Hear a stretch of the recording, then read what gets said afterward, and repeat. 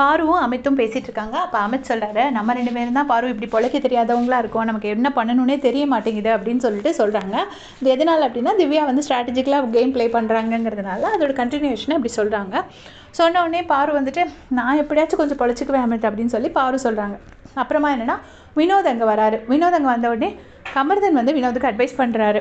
இந்த மாதிரி இனிமேல் திவ்யா உங்ககிட்ட சண்டைக்கு வந்தான்னா நீ இந்த மாதிரி நீ நான் பேசுகிற அப்படி ஏதாவது சொன்னான்னா, ஆமாம் நீ நான் சொன்னது தப்பு தான், சாரி, இப்போ நீ 7:30 சொன்னதுக்கு தப்பு கேளு, சாரி கேளு, அப்படி நீ அவளை டீல் பண்ணு, அவள்கிட்ட பேச்சே கொடுக்காத, அவளை மொத்தமாக நம்ம அவாய்ட் பண்ணிடுவோம்.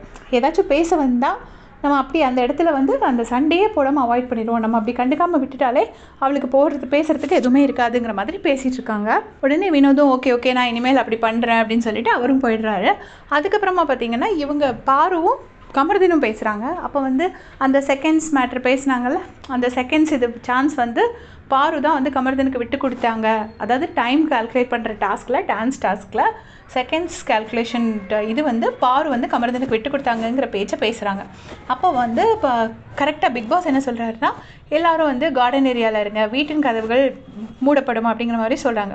சொன்னோடனே கமர்தன் வந்து ஐயோ நான் சாப்பிட்லையே, சரி நான் ஃபுட் எடுத்துகிட்டு வந்துடுறேன் அப்படின்னோடனே வினோத் வந்து ஐயோ நீ சாப்பிட்லையா, ஹே வாடா முதல்ல சாப்பாடு எடுத்துருவோம் அப்படின்னு சொல்கிறாங்க. ஆனால் பாரு என்ன சொல்கிறாங்கன்னா, ஹே நீ பாட்டுக்கு போகிற, உனக்கு வேண்டியதெல்லாம் நல்லா கிளியராக ரெஜிஸ்டர் பண்ணிவிட்டு அப்படியே எஸ்கேப் ஆகிடுவேன்.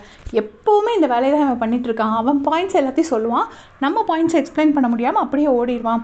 அப்போ தானே அவன் பேர் கரெக்டும் என் சைடு தப்பு மாதிரி ஆகும் அப்படின்னு சொல்லிட்டு பாரு சொல்கிறாங்க. அதுக்கு கமர்தனே சாப்பாடு எடுக்க தானே போகிறேன் அப்படின்னு சொல்லிட்டு அவரை போகிறாரு. அதே மாதிரி அப்படியே செஞ்சுக்க சேனல் சப்ஸ்கிரைப் பண்ணிக்கோங்க. தேங்க்ஸ் ஃபார் வாட்சிங்.